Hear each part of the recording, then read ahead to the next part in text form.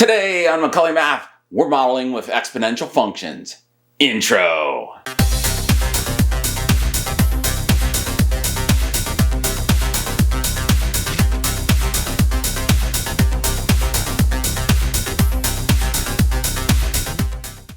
Okay, good day. I'm Professor Macaulay. This is Math 150, Pre-Calculus, Lesson 15 on solving logarithmic equations. Our goals for today. We're going to recognize the 5 most common types of models involving logarithms. We're going to use exponential growth and decay functions to model data. We're going to use Gaussian functions to model data. We're going to use logarithmic growth functions to model and solve problems. And we're going to fit exponential and logarithmic functions to given data. In today's lesson, we look at several applications of logarithmic models. Using the methods for solving exponential equations covered in the previous lesson, these models give us a good idea of the practical, real-world applications of logarithms. Let's get started. Let's start by giving you a few visual representations of these common exponential and logarithmic models. Now, in the notes, I have some simple examples, so you'll see these here, but I am going to go through them with Desmos, and I'm going to talk about each of these models in the context of their variables. Now, in each of these models here, when you see an E, that is Euler's number, or the natural number, and A, B, and C are all variables, and they'll be different for each one. So our first one is an exponential model, and you can see this looks very much like a PERT equation, A equals PE to the RT. Exponential decay model has a negative coefficient. The Gaussian model is y equals a times e to the negative x minus b squared all over c. And we're going to talk about a couple of these variables in the context of the Gaussian model. Then in the logistic growth model, we have y equals a over 1 plus be to the negative rx. And then the logarithmic model is just y equals a plus b ln x, and ln being the natural logarithm. So let's take a quick look. I've got some examples in Desmos here, and I've listed them in order that were in the notes, and I can make this graph available to you if you want it. But let's here look at the exponential growth model. We can see that it is an exponential graph. And when I look at these values here, remember this value here, this 1/4 that I have here for this one, that is going to be the initial amount. So if I come over here and I click on that y-intercept, I get 0.25. And remember, because this is going to be important for all of our examples, when I have an exponent of 0, that exponential becomes 1. 2 to the 0 is 1. 1 times 1/4 is 1/4. That's why I have that. Now, when your exponent is negative, remember, that doesn't make the values of the function negative. That is kind of a reflection in the y-axis. So when I turn this one off and turn this one back on, we see a similar graph, except we see a reflection there in the y-axis. It still passes through 0 and then a quarter there for the same reason. When I plug in 0, it doesn't matter because 0 is neither positive or negative regardless of what sign you put in front of it. 2 to the 0 is going to be 1. 1 times a 4th is still a 4th. All right, my Gaussian model, that's my next model. And this is what we would label a classic bell curve. And you can see a few things here. I have 4 times e raised to the negative x minus 2 squared all over 4. And one thing you'll notice right here, there are a couple values for you to notice. I have this x minus 2. Think of this thing as a transformation. We are transforming 2 units to the right. That's why the peak here is at 2. So I've moved this peak over here to 2. And this 4 right here, I know I have 2 4s, but this 4 here refers to the y value at 2. And why is that?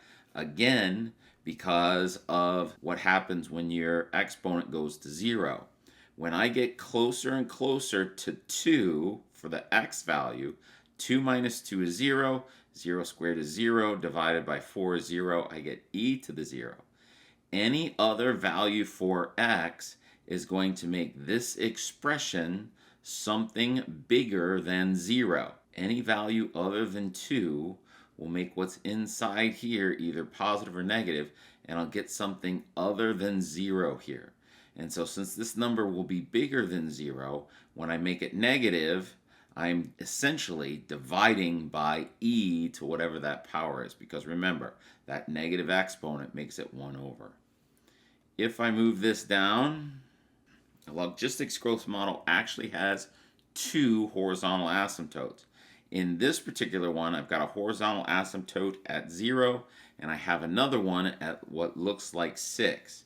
Now, as I move over here, let's say we're letting x get bigger without bounds. So even here at like 15, if I go 15 times negative 0.5, I have a very large negative number. So I end up with 4 over e to a pretty big number. So 4 divided by a pretty big number goes to 0.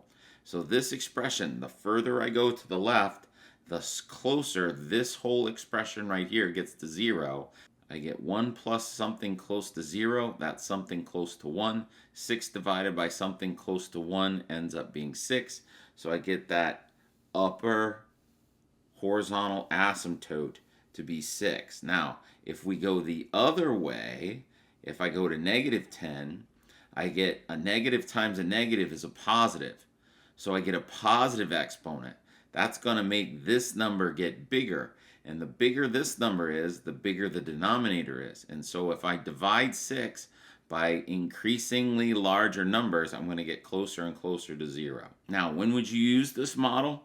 You would use this model when you have something that clearly has a upper limit. All right.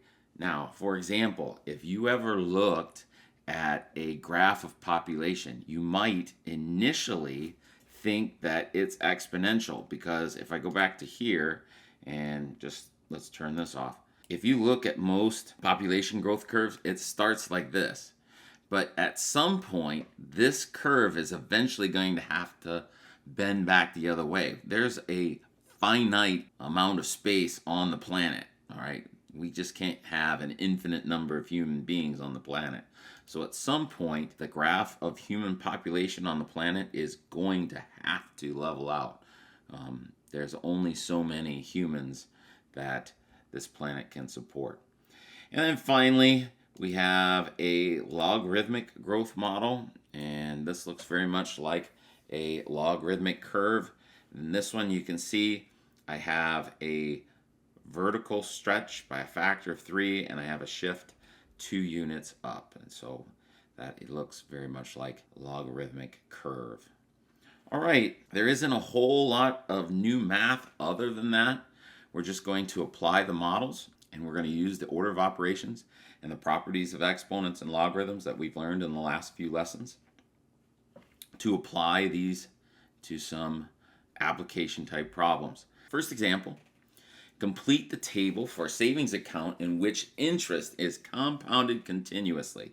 So right off the bat for this particular problem, since it's compounded continuously, we know that we are using an exponential growth model, and we're using that PERT equation, A equals PE to the RT. And we get that from that word continuously.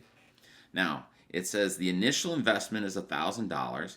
They want us to find the annual percentage growth rate. They give us the time to double in 12 years, and they're asking us to finally find the amount in 10 years. So they're asking me to solve for 2 different things. I cannot do that in one equation. All right, I'm going to have to clearly do 2 steps. And it will become very clear to see that solving for one of these is easier than solving for the other. And if you are unsure, just label what you have. So this initial investment, that is going to be our P in this case. The annual rate, well, that's the R. We have a time to double. And so with a time to double, if I have a time to double, that tells me, and again, if I am doubling and my initial investment is 1,000, then in 12 years, my final amount would be $2,000. And then my amount in 10 years, again, is an amount that has a time equal to 10. All right. Now, if I plug in this information right here, I will have 2,000 is equal to 1,000 E, and I don't know what R is, but I do know that the time is 12. Okay, so our first example says complete the table for a savings account in which interest is compounded continuously. So right off the bat, when they say compounded continuously, we should be thinking that A equals PE to the RT equation, and start thinking about how I can plug values in for this. So they say I have an initial investment of $1,000.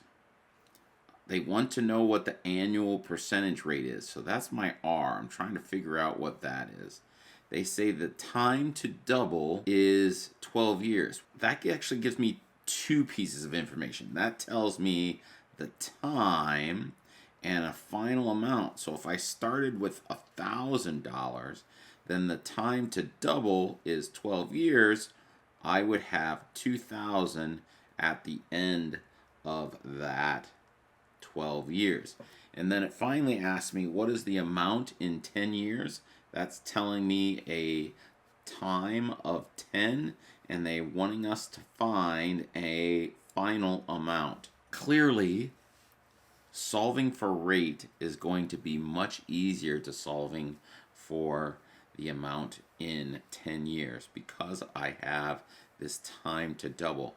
So if I put these first three things together, I can fill all of the variables. Remember, E is the natural number, Euler's number. I can fill all of those variables, A, P, E, and T, and the only one that I have left to solve for is R.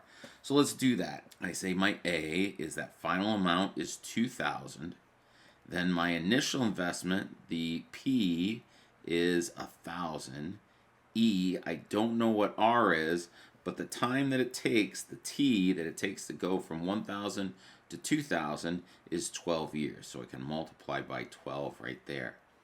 So the first thing I want to do is I want to use that property of logarithms, the one that says ln of e to the x is just x.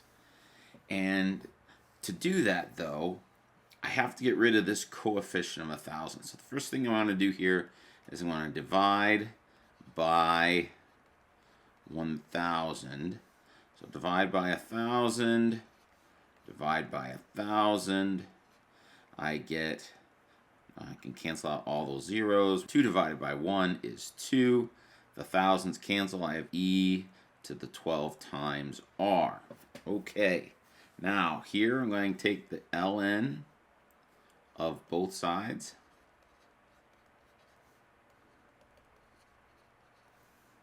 And that'll give me the ln of 2 equals the ln of e to the 12r.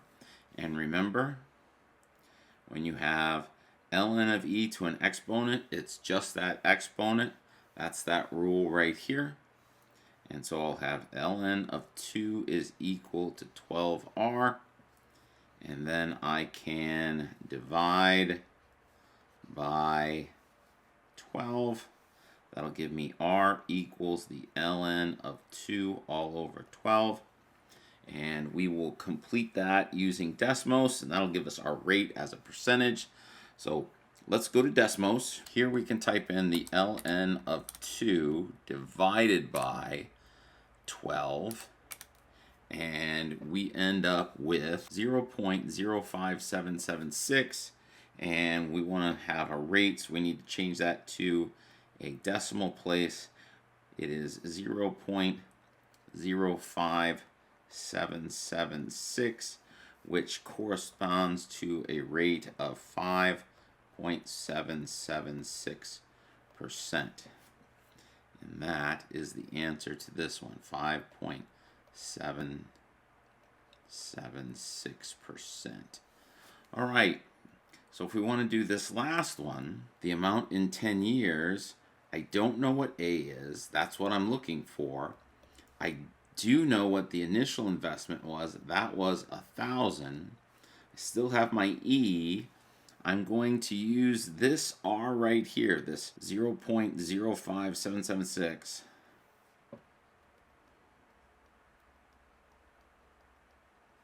Times 10. And now all I have is the single variable here on the end. This is just a plug and chug.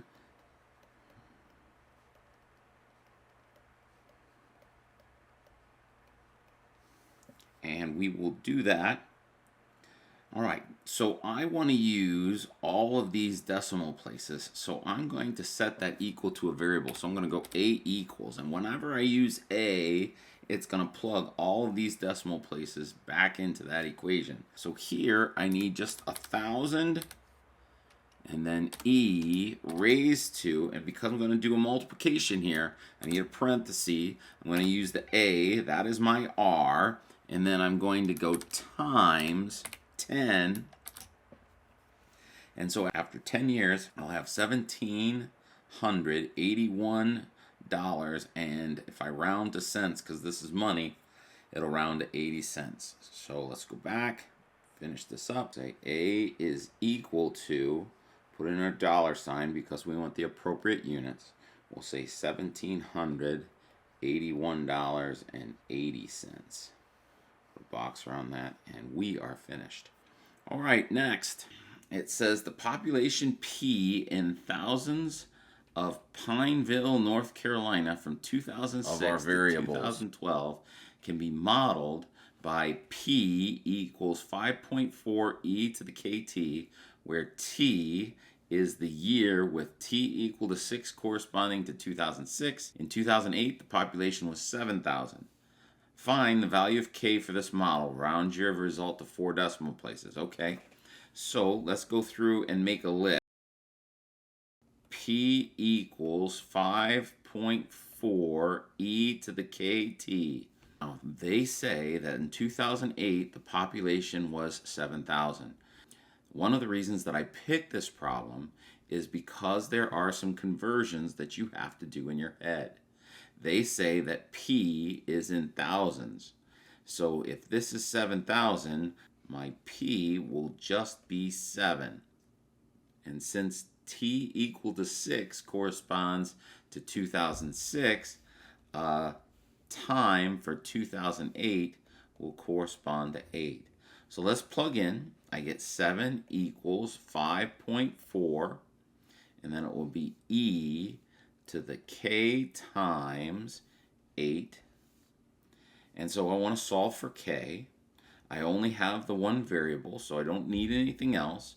So in this case here, I'm going to divide by 5.4 first. So we'll divide by 5.4. That'll give me 7 over 5.4 is equal to E to the 8K. We're just changing the order there.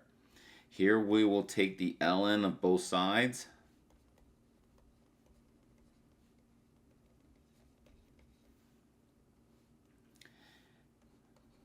And you can do this calculation at any time, but I'm going to use Desmos and just do it all in one step when I get K by itself.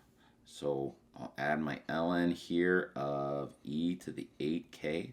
And from the last example, remember if we have ln of E to an exponent, and if you remember from the last example, if you have the ln of E to any variable, it's just going to be that value. The ln E kind of cancels out. So I'll have the ln of 7 over 5.4 is equal to 8K. Here we'll divide by 8. And that will give me K equals the ln of 7 over 5.4 all over 8. That I will put just into Desmos. So I have the ln, I'm going to put a parenthesis here, 7 divided by 5.4. I'll hit my right arrow and then I will close that parenthesis, hit another divide, and then we'll get that 8 in there. And so my value for k is 0.03243. And again, I want to keep that if I can, but it says round to 4 decimal places. So this will be 0.0324, and that one doesn't round up.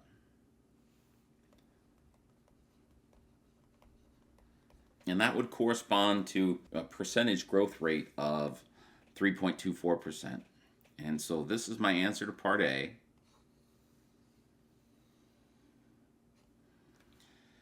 And then part B says use your model to predict the population in 2018. Well, that's easy because that one is just a plug and chug. I'll start with my original equation, P equals 5.4E. We have 0.0324, and again 2018, that's going to give me a T of 18. So I'll come down here, I'll go times 18. There are no variables on the right hand side, so I can just plug that into Desmos. Now I want to use all of these values if I can, so I'm going to go K equals, and that way I'm using the variable from the problem and I'm not reusing the variable that I had done earlier. And we will go 5.4 E raised to, and then again I got to do a multiplication, so I'm going to put a parenthesis there. I'm going to go K, that puts in this number here, and then I'm going to go times 18 for 18 years. So this will give me 9.682. That won't round up because remember this is in thousands, so 9,682 is my final answer in population. So 9,682, and this is people as some units, and again we are finished there. All right, last example. The number y of yeast organisms in a culture can be given by the model y equals 663 over 1 plus 72 e to the negative 0.54 t, where t represents the time in models. So use a graphing utility to graph the model. So let's go and take a look at that in Desmos. Okay, you can see what initially looks like an exponential growth, but if we remember, this was a logistics growth problem. And this 663 in the numerator, that is going to be that maximum value. So what I'm going to do is I'll come over here and I will change the y maximum. Since I know it's got to be 633, I'm just going to make it 700. And when we look at that, I'm just going to move this out a little bit, and then I think I'll change it so that my y value or my x value goes a little bit farther. Let's just change that to 25, and we can see pretty clearly that that's starting to flatten out there at the top. All right, so there's my part A. Part B says use the model to predict the population for hours 19 and 30. So those are just plugging in values for t. And so if I have a number for t, there is nothing here on the left-hand side. And they want us to make two calculations. So instead of plugging this whole thing in twice, I'm going to hit this little plus bar. I'm going to make a table. And I will move the original function back up top, and I'll change this y1 to f of x1. And what that will do is that will plug whatever I put in this column into the original function and spit that out. So I need a value for 19 and I need a value for 30. And if I slide over, we can see 30, and they don't look too different. And if I look at these two values, I have 661, that will round down, and this is 662.9, which would round up. So if I go back and I say my part B at 19 hours, we have 661 yeast organisms. And then at 30 hours, we have 663 yeast organisms. So according to the model, what is the limiting value of the population? And again, we go back to what we had said before when we were exploring the graphs of these things. As t gets bigger, I end up with e negative 0.54t. Now remember, when you have that negative exponent, you get 1 over e to the positive 0.54t. So as t gets bigger, this expression gets bigger. 1 divided by a very big number goes to 0. And so I have something that goes to 0 times 72. That goes to 0. I have something that goes to 0 plus 1. That goes to 1. So I have 163 over 1. So my limiting value for the population is 663 yeast organisms. Now, what reason can be given for why this is a logistics growth model instead of an exponential growth model? All right, so I have this culture. It's probably a petri dish. I could come up with a bunch of answers. Yeast organism growth is limited by the size of the culture dish.